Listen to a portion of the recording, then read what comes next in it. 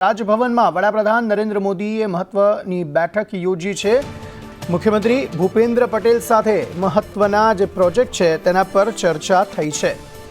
Lothal museum project પર સમીક્ષા કરવામાં આવી। આ ઉપરાંત પીએમએ ધોલેરા સર પ્રોજેક્ટને લઈને પણ સમીક્ષા કરી છે।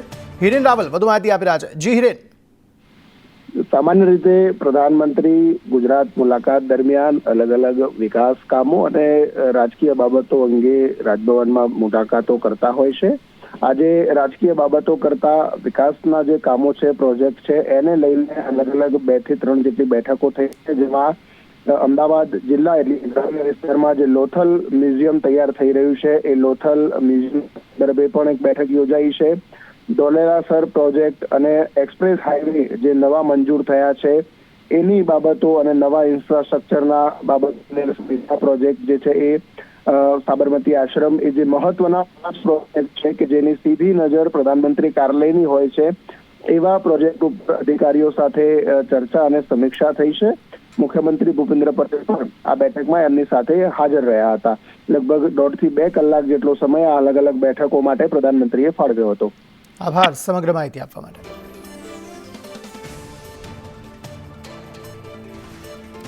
તો વડાપ્રધાન નરેન્દ્ર મોદીએ આ મહત્વની બેઠક યોજી, જેમાં અલગ અલગ મુદ્દાઓને લઈને અલગ અલગ પ્રોજેક્ટ અંગે વર્તમાન સ્થિતિ શું છે તેની સમીક્ષા કરી હતી।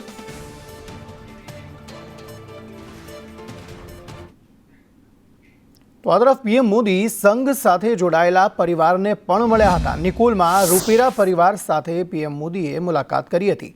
રામભાઈ રૂપેરાના પુત્ર પ્રકાશ રૂપેરા સાથે પીએમએ મુલાકાત કરી। રામભાઈ રૂપેરા સાથે પીએમ મોદીના જૂના સંબંધો છે તેની કેટલીક તસવીરો પણ સામે આવી છે આ પરિવાર સાથે મુલાકાત દરમિયાનની। અમદાવાદમાં વડાપ્રધાન નરેન્દ્ર મોદીએ આજે જે રોડ શો કર્યો ત્યારબાદ ખોડલધામ ખાતે જાહેર સભાને સંબોધન કર્યું અને ત્યારબાદ આ રૂપેરા પરિવાર સાથે તેમણે મુલાકાત કરી હતી। પરિવારના 7 સભ્યો સાથે પીએમ મોદીએ મુલાકાત કરી। હર્ષિદાબેન અશ્વિનભાઈ રૂપેરા સહિત પરિવારના 7 સભ્યો સાથે પીએમએ મુલાકાત કરી હતી।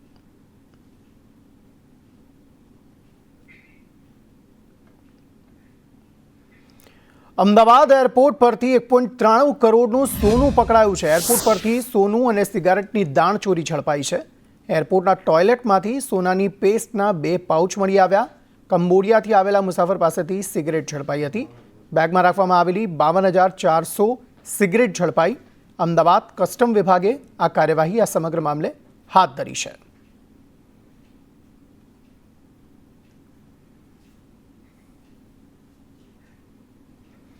અમદાવાદના વિશાલા બ્રિજ પાસે કેટલાક વ્યક્તિઓ ફસાયા હતા। નદીના પટમાં ટ્રેક્ટર સાથે 3 થી 4 લોકો ફસાયા હતા।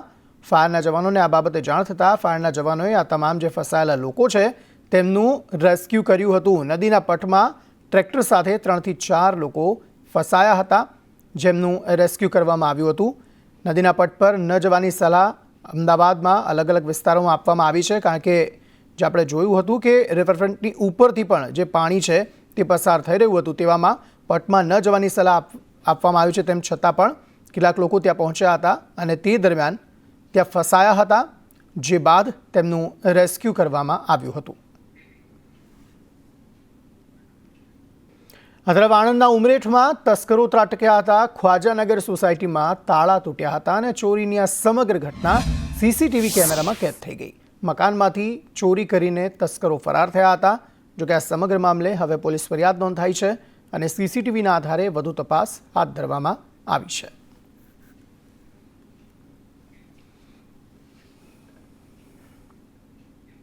સેશન્સ કોર્ટના નિવૃત્ત ક્લાર્ક સાથે સાયબર ફ્રોડનો બનાવ બન્યો છે। રાજકોટના દંપતીને 45 દિવસ ડિજિટલ અરેસ્ટ કરવામાં આવ્યા।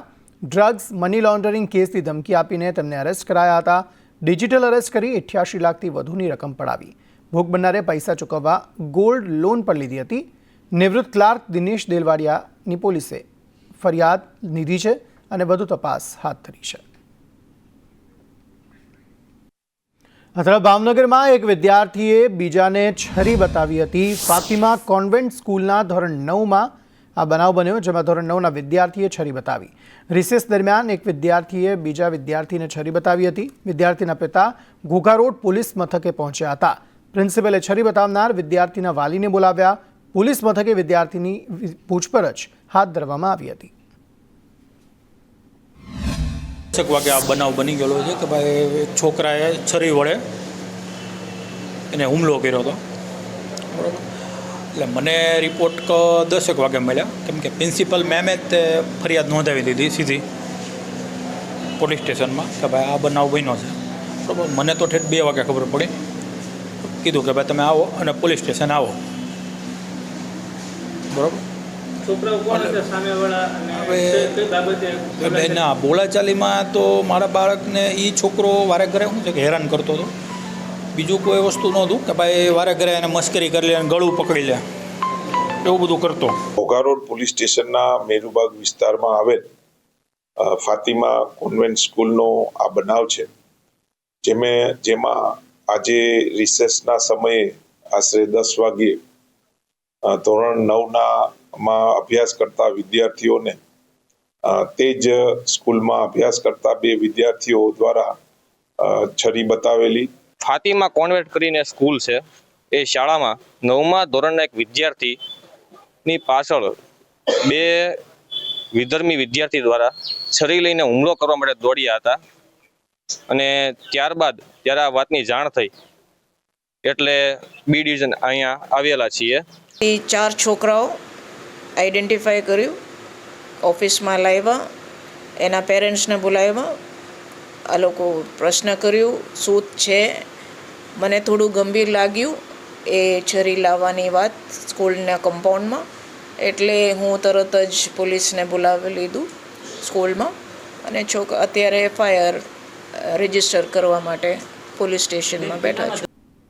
રાજકોટમાં લાખોની છેતરપિંડીના કેસમાં 3 વ્યક્તિઓ ઝડપાયા છે. બ્રિજેશ પટેલ, મોહસીન અને શોએબની ધરપકડ કરવામાં આવી. કોર્ટના નિવૃત્ત ક્લાર્કને ડિજિટલ અરેસ્ટ કરી તેમણે રૂપિયા પડાવ્યા હતા. દિનેશ દિલવાડિયા અહીં ડિજિટલ અરેસ્ટનો ભોગ બન્યા હતા. સાયબર ક્રાઇમના ACP ચિંતન પટેલે કહ્યું, CBIના નામે ફરિયાદીને વોટ્સએપ કોલ આવ્યો હતો. બેંક ચીટિંગની રકમ ખાતામાં જમા થયાનું કહ્યું હતું. જ્યારે સાયબર ક્રાઇમ પોલીસ સ્ટેશન અને સાયબર લેબની ટેકનિકલ ટીમે તપાસ કરી તો એમાં એક એકાઉન્ટ ભાવનગરનું આવતું. તે એકાઉન્ટની માહિતી મેળવતા તે એકાઉન્ટમાં ફ્રોડના 10 લાખ રૂપિયા ટ્રાન્સફર થયેલા હતા અને તે એકાઉન્ટ હોલ્ડરની ડિટેલ્સ ત્યાં જઈ અને તપાસતા તેનું નામ મળી આવ્યું બ્રિજેશ પટેલ અને પછી ત્યાંથી તે વ્યક્તિ મળ્યો અને એ વ્યક્તિની સાથે બીજા 2 આરોપીઓ, એક મોહસિન શેખ તથા એક શોએબ હલાલી, આમ કુલ મળીને 3 આરોપીઓ સાયબર ક્રાઇમ પોલીસ સ્ટેશનની ટીમના હાથમાં લાગ્યા અને એ આરોપીઓની હાલ આજે ધરપકડ કરવામાં આવેલ છે અને આગળના જે અન્ય આરોપીઓના નામ ખુલેલ છે તો એ બાબતની તપાસ હાલ ચાલુ છે. સુરતના કોસાડ આવાસમાંથી ડ્રગ ઝડપાઈ આવ્યું છે. MD ડ્રગ્સના જથ્થા સાથે એક દંપતીની ધરપકડ કરવામાં આવી. ક્રાઇમ બ્રાન્ચે 2.41 લાખનો મુદ્દામાલ જપ્ત કર્યો છે. આવાસના H2 બિલ્ડિંગમાં MD ડ્રગ્સ વેચવામાં આવતું હતું. મોહસીન પટેલ અને સમીમ પટેલની ધરપકડ કરાઈ.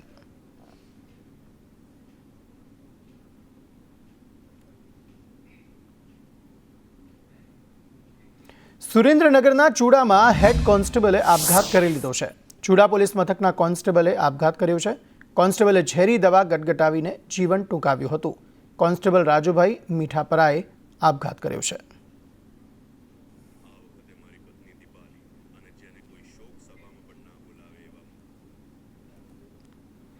સુરતમાં પરિણીતાના અપહરણ કેસમાં પોલીસે આરોપીનું સરઘસ કાઢ્યું હતું.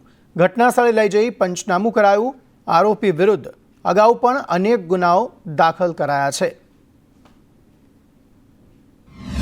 સુરતના સચિન જીઆઈડીસી વિસ્તારમાં પરિણીતાનું અપહરણ કરવામાં આવ્યું હતું. પૂર્વ પતિ દ્વારા જ અપહરણ કરવામાં આવ્યું હતું. પોલીસે નાકાબંધી કરીને આ આરોપીની ધરપકડ કરી લીધી છે. જોઈ શકાય છે કે આ જે આરોપી છે તેને બુલેરો કારની અંદર અપહરણ કર્યું હતું, ત્યારબાદ છે અન્ય શહેરમાં લઈ ગયો હતો. પોલીસે નાકાબંધી કરીને આ આરોપીને ઝડપી પાડ્યો છે. જોઈ શકાય છે કે અત્યારે આરોપીનું રિકન્સ્ટ્રક્શન ઘટનાનું પંચનામું છે તે કરવામાં આવી રહ્યું છે. ત્યારે સાહેબ આપણી સાથે છે, તેમની સાથે વાત કરીશું. સાહેબ, આખી ઘટના શું બની હતી, ક્યાંથી પકડી લેવામાં આવ્યો હતો આરોપીને? ઘટના એવી હતી કે એને પ્રેમ લગ્ન કરેલા હતા. એને પૂર્વ પત્ની જે છે એનું અપહરણ કરી અને છોટાઉદેપુર જિલ્લો છે એની એક ખેરકુવા કરીને ચેકપોસ્ટ છે તો ત્યાંની પોલીસને ઇન્ફોર્મ કરી અને નાકાબંધી કરવામાં આવી હતી. નાકાબંધી દરમિયાન પકડાઈ ગયા હતા અને અમારી પોલીસની ટીમ પાછળ જ હતી અને એ નાકાબંધી કરી અને એને આરોપી તથા ભોગ બનનારને પકડી લેવામાં આવ્યા હતા. અપહરણ કરેલું હતું.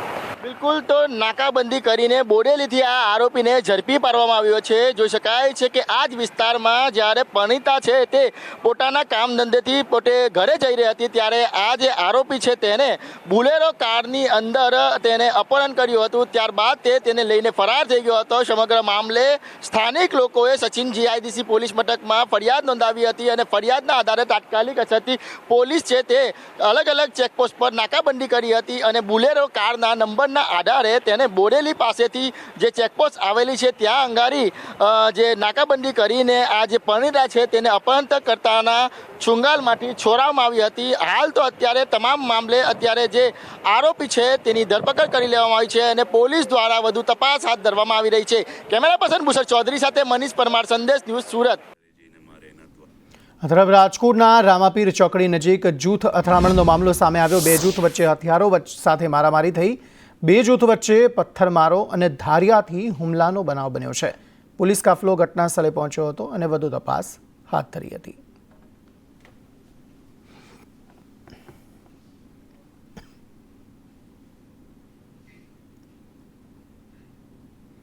ગોધરા તાલુકા પંચાયતની કચેરીમાં અરજદારોની ભારે ભીડ જોવા મળી.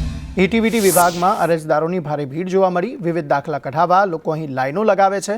સવારથી સાંજ સુધી લાઇનમાં ઊભા રહેવું પડે છે. કોમ્પ્યુટર ઓપરેટર ઓછા હોવાથી લોકોને હાલાકી પડી રહી છે. ઓપરેટરની સંખ્યા વધારવા અરજદારોએ માંગ કરી છે. ઓપરેટર સિવાય કામ થતું નહીં, ઓપરેટરો વધારવામાં આવે એવી અમારી માંગ છે. જાતિનો દાખલો કાઢવા માટે 8 કલાક થયા છે. સવારના 9 વાગ્યાથી અમે આવ્યા છીએ. સવારના 10 વાગ્યાના આવ્યા છે. આંગણવાડીમાં ફોર્મ ભરવા માટે મારી વાઈફને રેઠાનો દાખલો કરવા માટે સવારના 10 વાગ્યાથી આવ્યા છે. હજુ સુધી દાખલો નીકળ્યો નથી. 9 વાગ્યાથી બાકી હજુ સુધી અમારું કામ છે નથી. ઓપરેટરો ઓછા હોવાને કારણે અમારું કામ જલ્દી થતું નથી. અમે સવારના 9 વાગ્યાથી બાકી. દેવભૂમિ દ્વારકામાં ફરી એકવાર પશુઓમાં લંપી વાયરસનો પ્રકોપ જોવા મળ્યો છે. આ વાયરસના કારણે અનેક ગાયો ગંભીર રીતે બીમાર પડી છે અને તેમની હાલત અત્યંત દયનીય બની છે. સ્થાનિક સ્તરે ખાનગી ગૌશાળા દ્વારા પીડિત ગાયોની સારવાર માટે પ્રયાસો હાથ ધરવામાં આવ્યા છે. હાલમાં 35 થી 40 જેટલી ગાયોને લંપી વાયરસના લક્ષણો જોવા મળ્યા છે. આ રોગગ્રસ્ત ગાયોની પ્રાથમિક સારવાર માટે હળદરનો ઉપયોગ કરવામાં આવી રહ્યો છે. આ વખતે જે લંપી વાયરસ છે એમાં વધારે પડતું અસર 3 વર્ષથી નીચેના ગૌમાતા, નંદી મહારાજ, વાછડી વાછડાઓને થાય છે અને એવું લાગે છે કે થોડુંક ગયા વખત કરતાં પ્રમાણ ઓછું છે, કે મૃત્યુ થવાનું દર ઓછો રહેશે. પણ તો બી આપે બધી જગ્યાએ જોયું, બધા વિડીયો ઉતાર્યા જ હશે તમે કે કેવી ગાયોની પરિસ્થિતિ છે. તો અમારી પાસે ડૉક્ટર સાહેબ છે, એમના 3 LI છે અને બીજો કંઈ સહયોગની જરૂર પડે તો ઘણા બધા ગૌસેવકો જે છે આપણી સાથે સેવાનું કામ કરે છે. આ જે લંપી વાયરસ ગાયોમાં આવે છે તે આપણે જે મનુષ્યમાં આવે પોક્સ વાયરસ તેમાંથી થાય છે. એટલે આમાં મુખ્યત્વે અમે તેને તાવ ઘટાડવાની દવા અને બીજી બધી લીવર ટોનિક અને આયુર્વેદિક દવા કરીએ છીએ. શરીર ઉપર અમે કુવારપાઠું અને હળદરનો લેપ. એનાથી શું થાય છે ગાયોને? એનાથી થોડું એનાલ્જેસિક એટલે એનું દર્દ ઓછું થાય, પેન ઓછું થાય અને સોજો ઘટે છે એનાથી. કૃષ્ણ ભગવાન દ્વારકાની નગરી અને દ્વારકાની નગરીમાં જે ગૌવંશો આવેલા છે તેમને લંપી વાયરસ રોગની શરૂઆત થઈ ચૂકી છે. ત્યારે હું આપને દ્રશ્યો બતાડીશ કે જે સુરભી માધવ ગૌશાળા સંચાલક દ્વારા જે આ ગાયોને સારવાર આપવામાં આવી રહી છે. હાલમાં આપ જોઈ શકો છો કે અહીંયા અંદાજિત 25 થી 30 જે ગૌવંશો છે તેમને લઈ આવવામાં આવ્યા છે. તેમને લંપી રોગ થઈ ગયો છે. ડોક્ટર પણ તેમની સારવાર કરી રહ્યા છે. ત્યારે તંત્ર છે તે ક્યારે વારે આવશે તે જોવું રહ્યું, કેમ કે આ રોગ છે તે ભયંકર રોગ છે અને ખાસ કરીને આ રોગમાં ગૌવંશો ક્યાંક ને ક્યાંક મૃત્યુ પામતા હોય છે. અગાઉનો જે વર્ષો જ્યારે અગાઉ થોડા સમય પહેલા પણ જે આ રોગ હતો અને ક્યાંક ને ક્યાંક જે તંત્ર ભારે મુશ્કેલીમાં પડી ગયું હતું, કેમ કે જે આ રોગ છે તેમને કાબૂમાં લેવો એ બહુ અઘરી વાત છે. અને હાલમાં જે સુરભી માધવ ગૌશાળાના જે સંચાલક છે હાર્દિકભાઈ, તે આ ગૌવંશોની વારે આવ્યા છે અને ખૂબ જ પરિવાર દ્વારા જે સારવાર આપી રહ્યા છે. અને ક્યાંક ને ક્યાંક કહી શકાય કે જે દેવભૂમિ જિલ્લાનું તંત્ર છે, આ તંત્ર જો ગૌવંશની વારે નહીં આવે તો ગૌવંશને ક્યાંક ને ક્યાંક ખોવાનો વારો આવશે. અને આ કૃષ્ણની ભૂમિ છે તો જરૂરથી તંત્ર ક્યાંક ને ક્યાંક મીડિયાના માધ્યમથી જો આ અવાજ સાંભળે અને વારે આવે તેવી લોકો રાહ જોઈ રહ્યા છે. અનિલાલ, સંદેશ ન્યૂઝ, દ્વારકા. તરફ રાજ્યમાં છેલ્લા કેટલાય સમયથી ખાતરની અછત સર્જાઈ છે. ખાતર માટે ધરતીપુત્રો ધરમના ધક્કા ખાઈ રહ્યા છે. ત્યારે છોટાઉદેપુર જિલ્લાના રાતનપુર ગામે ખાતરની કાળાબજારી સામે સરપંચ સહિત ગ્રામજનોએ મોરચો માંડ્યો હતો. અને કોઈ બિલ આપતા નથી અને 267 નો ભાવ હોય અને 280માં 300માં વેચતો હોય. આજે તમામ અમારા ગ્રામજનો હાજરીમાં અને સાહેબો ઉભા છે. સાહેબોને કીધું અને હું કાર્યવાહી કરશો.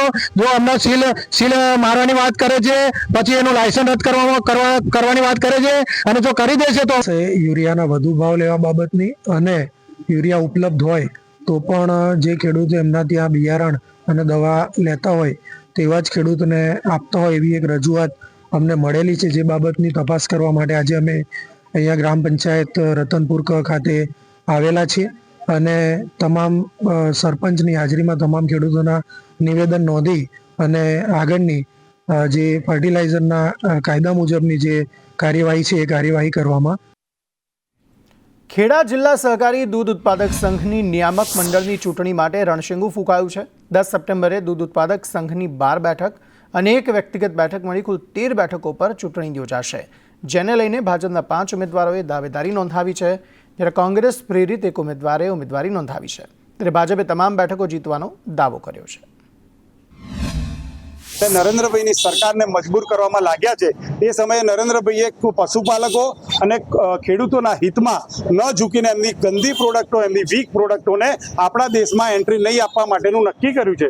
માટે ડેરીના હિતમાં ભારતીય જનતા પાર્ટી સમર્થિત શાસન હોવું અને એના ડિરેક્ટરો નીચે સુધી એકમત થઈને શિસ્તબદ્ધ રહીને ડેરીના નામને નુકસાન ન કરે એ રીતે કામ કરે. ખૂબ અમે ભારતીય જનતા પાર્ટીના અમૂલ ડેરીના 13 ઉમેદવારો ઉમેદવારી નોંધાવી રહ્યા છે. ત્યારે ગુજરાતના પ્રજાજનો અને મતદારો પર અમને વિશ્વાસ છે કે ચોક્કસપણે અમૂલ ડેરીની ચૂંટણીમાં અમને સૌ ભારતીય જનતા પાર્ટીના ઉમેદવારોને વિજયી બનાવશે અને અમૂલ ડેરીમાં ફરી એકવાર ભારતીય જનતા પાર્ટીનું શાસન આવશે અને પ્રજા. વડાપ્રધાને, સહકાર મંત્રી અમિતભાઈ અને આપણા પાટીલ સાહેબે મને આદેશ આપ્યો છે. એટલા માટે મેં મારા તમામ ટેકેદારો સાથે આજે ફરી ઉમેદવારી નોંધાવી. પણ મારું માનવું છે કે 12 ને 13 વ્યક્તિગત 13 સીટો અમે જીતીશું. ચોટીલાના પૂર્વ ધારાસભ્યના ભાજપ પર પ્રહાર. પૂર્વ ધારાસભ્ય ઋત્વિક મકવાણાએ ભાજપ પર પ્રહાર કર્યા. સરકાર ગેરકાયદે કોલસો કાઢવાને પ્રોત્સાહન આપે છે, ચૂંટણી સમયે ફંડ માટે ઉપયોગ કરે છે. બીજા રાજ્યની જેમ અંડર કટિંગ માટે મંજૂરી આપો. ગુજરાત નહીં પણ ગુજરાત બહારના 5 જેટલા રાજ્યો છે, છત્તીસગઢ, ઝારખંડ, મધ્યપ્રદેશ અને એ રાજ્યો છે, તો ત્યાં અંડર કટિંગ માઇનિંગ માટેની પરમિશન મળે છે. તો એ લોકોની રજૂઆત એવી હતી કે આને અમારે નિયમ અનુસાર કરવું હોય. અમે ચોરી કરવા કોઈ જ રાજી નથી. સરકાર પરમિશન નથી આપતી અંડર કટિંગ કરવાની. સરકાર જાણી જોઈને ગેરકાયદેસર ફરજિયાતપણે કોલસા કાઢવા પડે એવી પરિસ્થિતિ ઊભી કરે છે. એના માટે થઈને ચોરી કરવા મજબૂર બનવું પડે છે કે સરકાર દારૂબંધીની અંદર પણ ગેરકાયદેસર દારૂનો વેપાર કરીને બધી રીતે વ્યવસાયિકોને બંધક બનાવે છે. ફંડ માટે ઉપયોગ કરે છે, ચૂંટણી માટે ઉપયોગ કરે છે, જ્યારે ઈચ્છે ત્યારે દબાવવા માટે ઉપયોગ કરે છે. કંઈક એવા જ પ્રકારનો ઉપયોગ અમારો આજ સુધી ભારતીય જનતા પાર્ટીએ અને સરકારે કર્યો છે. સમાચાર તરફ આગળ વાત કરીએ. અમદાવાદની 7 ડે સ્કૂલમાં વિદ્યાર્થીની હત્યા બાદ વિરોધ હજુ પણ યથાવત છે. ત્યારે ભાવનગરના સિંહોરમાં વિદ્યાર્થીની હત્યા મામલે સમસ્ત સિંધી સમાજ અને બજરંગ દળ દ્વારા મૌન રેલીનું આયોજન કરાયું હતું. મોટી સંખ્યામાં લોકો તેમાં જોડાયા હતા. તેમજ એસડીએમને આવેદનપત્ર આપી હત્યારાને કડકમાં કડક સજા ઉપરાંત સ્કૂલના પ્રિન્સિપલ, શિક્ષકો સામે પણ કાર્યવાહી થાય તેવી માંગ કરી હતી. જે છોકરાને મોતને ઘાટ ઉતારી દીધો એ બાબત સિંધી સમાજ અને હિન્દુ સમાજ ફૂલ આક્રોશમાં છે. આ વસ્તુ ગુજરાતમાં બીજી વાર ન બને એવું અમારું મુખ્યમંત્રી સાહેબ શ્રી ભૂપેન્દ્ર પટેલ સાહેબને અમારું 2 હાથ જોડી અને અમે રિક્વેસ્ટ કરીએ છીએ કે આવો વિષય બીજી વાર ન બને. બીજી વાર બાળકો સ્કૂલે જતા ન બીવે. અસામાજિક તત્વો જે છે એને કડકમાં કડક સજા થવી જોઈએ. અમદાવાદની 7 ડે સ્કૂલમાં સગીરની હત્યા કેસમાં મુસ્લિમ ધર્મગુરુ મુફ્તી મોહમ્મદ હુસૈનને સંદેશ ન્યૂઝ સાથે ખાસ વાતચીત કરી. મુફ્તી મોહમ્મદ હુસૈને મુસ્લિમ સમાજને સલાહ આપી. મુસ્લિમ ધર્મમાં હત્યા કરવી એ મોટું પાપ છે. બાળકોની પ્રવૃત્તિ પર ધ્યાન આપવા માતા પિતાને સલાહ આપવામાં આવી છે. मुस्लिम समाजना मुफ्ती मोहम्मद हुसैन जी साथे बात करीशू.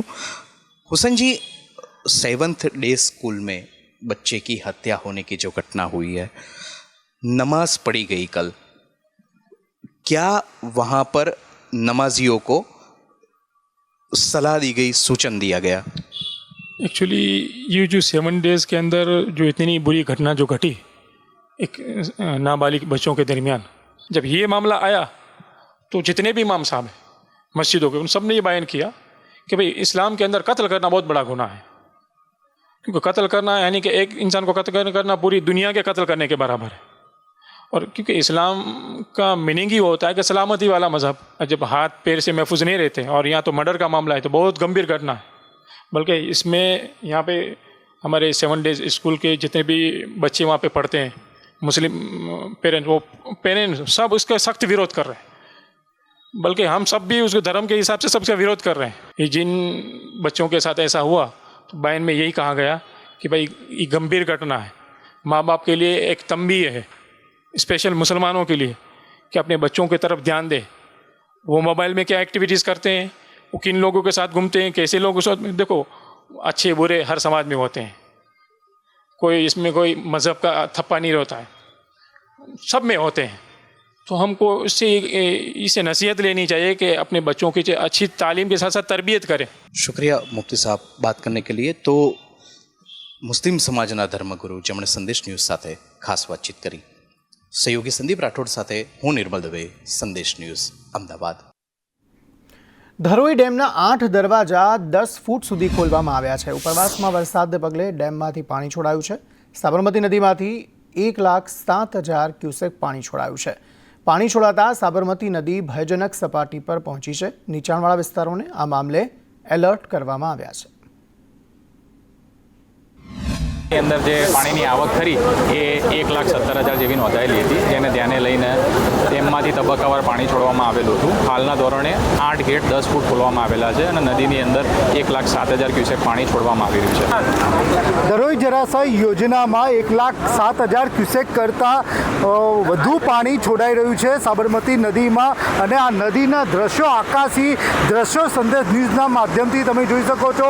સાથે સાથે આ જે પાણીના જે 8 દરવાજા ખોલાયા છે ધરોઈમાં, અને તેનું પાણી સમગ્ર ઉત્તર ગુજરાત સહિત અમદાવાદમાં પણ આ પાણી પહોંચશે.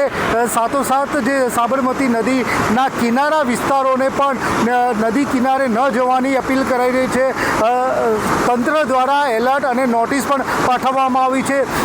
આ જે આહલાદિક દ્રશ્યો જે ધરોઈ જળાશયમાં ઉત્તર ગુજરાતની જીવાદોરી સમાન જે ધરોઈમાં પાણીની આવકની સામે 1,07,000 ક્યુસેક જેટલું પાણી છોડાતા તમામ આજુબાજુના રહેણાંક વિસ્તારોમાં ખુશી વ્યાપી છે અને પાણીના જળસ્તરથી સમગ્ર ઉત્તર ગુજરાતમાં પણ ખુશીનો માહોલ જામ્યો છે. હિતેશ રાવલ, સંદેશ ન્યૂઝ, ધરોઈ. તરફ રાજસ્થાનના પાલીમાં મુસાફર ભરેલી એક જીપ તણાઈ હતી. શિવગંજ સુમેરપુર માર્ગ પર આ જીપ તણાઈ હતી. ભારે પાણીના પ્રવાહમાં આ જીપ તણાઈ હતી. સ્થાનિકો અને પોલીસે મુસાફરોનું રેસ્ક્યુ કર્યું હતું. એક મહિલા અને પુરુષને બચાવી લેવામાં આવ્યા હતા.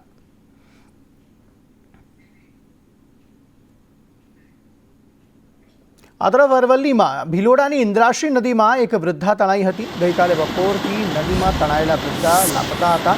70 વર્ષીય વૃદ્ધા નદીમાં ધસમસતા પ્રવાહમાં તણાયા હતા. સંબંધીના ઘરે તેઓ જઈ રહ્યા હતા તે સમયે નદીમાં તેઓ તણાયા હતા.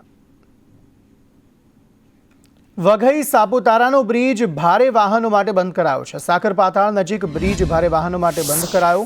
ઉતારા બ્રિજ જર્જરિત થતાં તેને બંધ કરવાની ફરજ પડી. ટ્રક, લક્ઝરી બસના અવરજવર પર પ્રતિબંધ મુકાયો છે.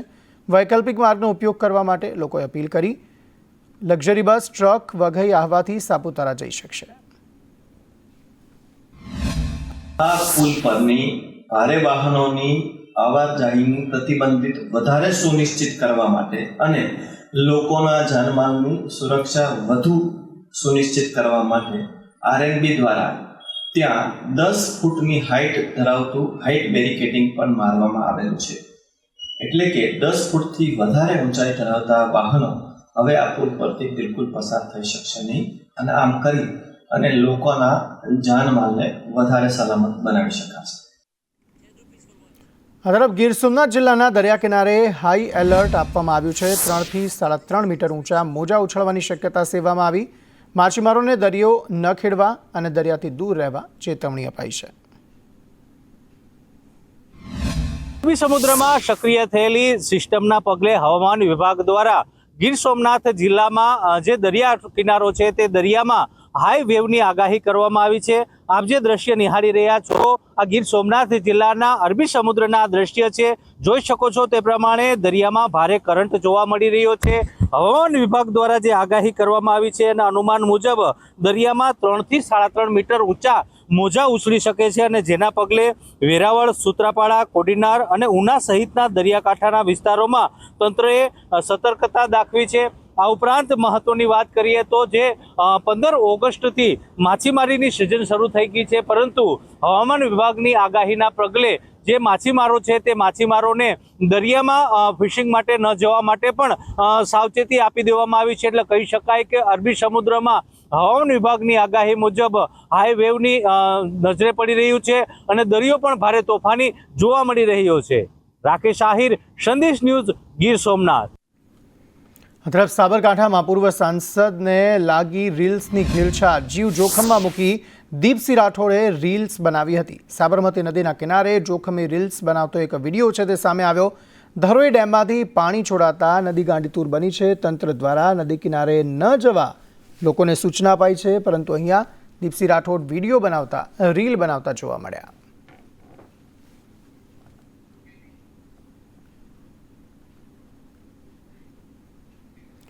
આણંદના તારાપુરમાં સાબરમતી નદી બે કાંઠે થઈ છે. તારાપુરના 12, ખંભાતના 2 ગામને આ મામલે એલર્ટ કરાયા. ધરોઈ ડેમમાંથી 35,000 ક્યુસેક પાણી છોડાતા એલર્ટ આપવામાં આવ્યું છે. તલાટીઓને સ્થળ ન છોડવા આદેશ કરાયો છે.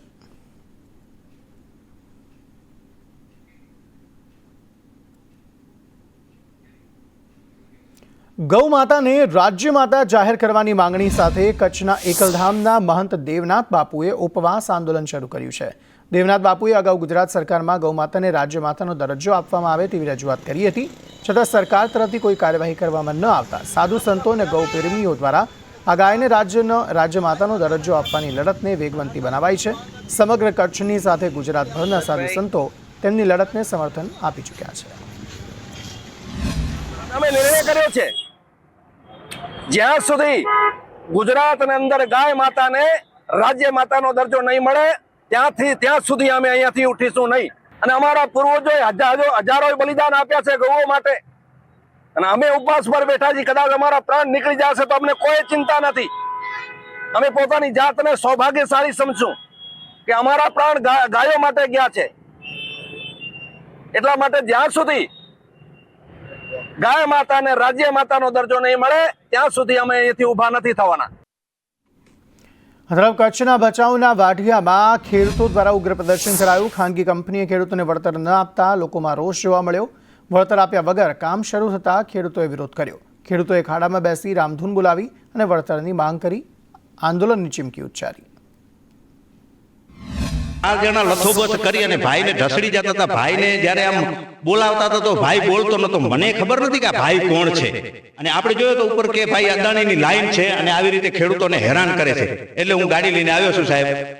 આપણે એવું છે કે ખેડૂતોને પૂરતી વળતર મળવી જોઈએ. આપણે નાયબ કલેક્ટરને હમણાં મળ્યા ત્યારે એમ કીધું છે કે ખેડૂતોથી મધ્યસ્થી કરી અને વ્યવસ્થિત એનું વળતર થાય છે એ વળતર ચૂકવી અને પછી તમે લાઈ નાખો.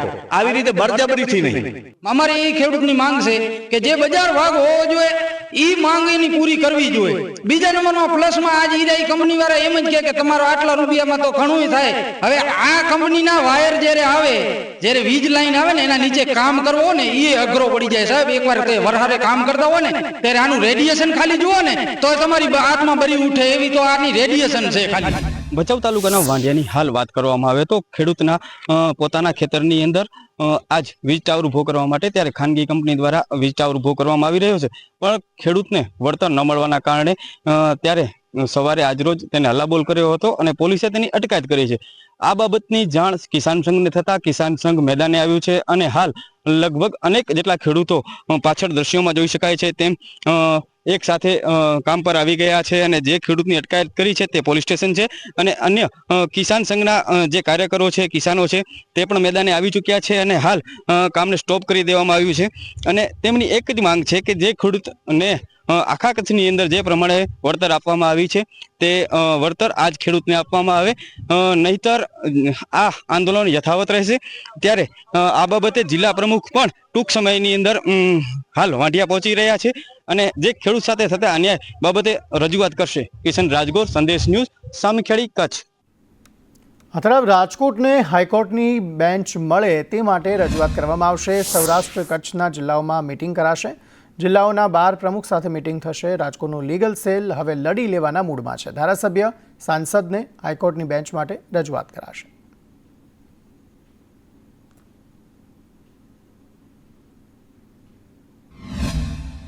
અત્યારે અમે અમારી આખી કમિટીની જે નિમણૂક થયા પછી અમે અત્યારે દરેક ડિસ્ટ્રિક્ટ વાઇઝ, સૌરાષ્ટ્ર કચ્છના દરેક જિલ્લા વાઇઝ અમે અને દરેક તાલુકાના 12 અને જિલ્લા 12 ને બધાને મળી અને આગળના આવેદનપત્ર દઈ અને આગળની કાર્યવાહી આગળ વધારી છે. સૌરાષ્ટ્રના જે કોઈ બાર એસોસિએશન છે, ધારો કે જામનગર બાર છે, તો જામનગર બાર એસોસિએશનના જે કોઈ પ્રતિનિધિઓ છે, તેમના સિનિયર એડવોકેટ છે, બાર એસોસિએશનના પ્રેસિડેન્ટ છે, એમને રૂબરૂ મુલાકાત આપી, એમની રૂબરૂ મુલાકાત લઈ ને એમના બાર તરફથી પણ અત્યારે સહયોગ મળી રહ્યો છે. એ લેખિત ઠરાવ કરી અમને આપે, વિકલ્પે જે કોઈ સત્તાધીશ છે જવાબદાર ત્યાં સુધી પહોંચાડે ને રાજકોટને હાઈકોર્ટ બેન્ચ મળે એ માટે એમના ઠરાવ લેવા ને એમના બાર લેવલે પણ યોગ્ય સહકાર રાજકોટને મળી રહે એ માટે અમારે પ્રયત્ન કરવાનું નક્કી થયું છે. આ તરફ ભરૂચના જંબુસરમાં સમસ્યાઓની વણઝાર છે. નોબાર ગામના રહીશોની હાલત કફોડી થઈ ગઈ છે. અંતિમ વિધિ માટે નનામી લઈ જવામાં મુશ્કેલી પડી રહી છે. વિદ્યાર્થીઓ પણ કાદવ કીચડમાંથી જવા મજબૂર બન્યા છે. નવીન નગરી વિસ્તારનો રોડ બિસ્માર હાલતમાં છે.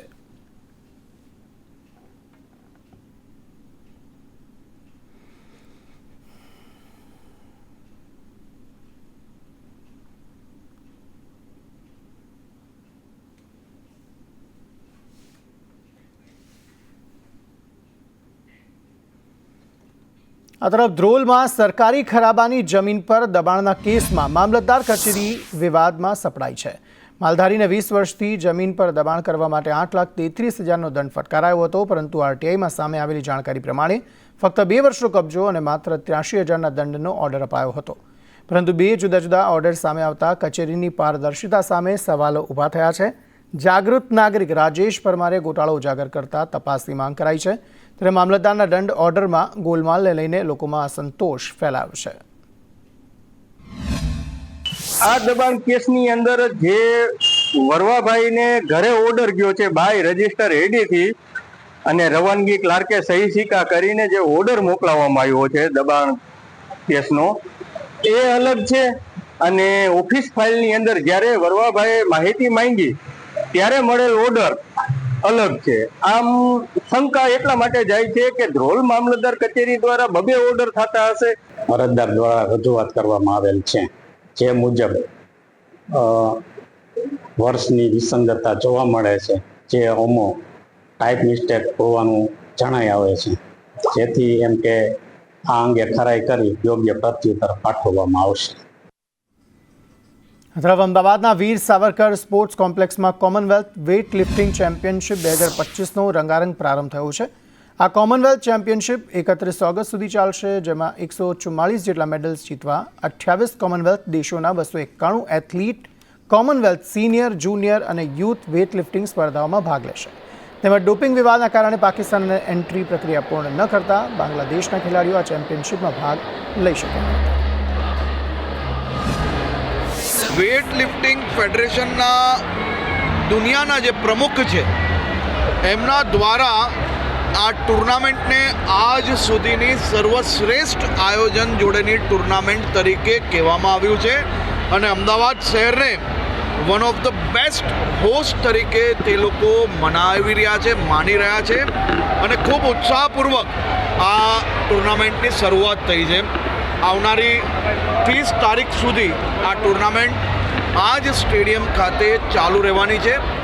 સૌ લોકો પોતપોતાના પરિવારજનો જોડે જરૂરથી આ ટુર્નામેન્ટ નિહાળવા આવવું જોઈએ. अच्छा लगा. अब मेरा फर्स्ट टाइम है इधर आना तो और इंडिया में भी कमॉल चैम्पियनशिप ये हो रही है. बहुत ही अच्छा लगा और मुझे आई होप मुझे अच्छा इसलिए लगती हूँ कि जो यंग जनरेशन आने वाला है उसके लिए सीखने के लिए बहुत सारी कुछ मिलेगा इधर से, इसलिए मैं बहुत ज़्यादा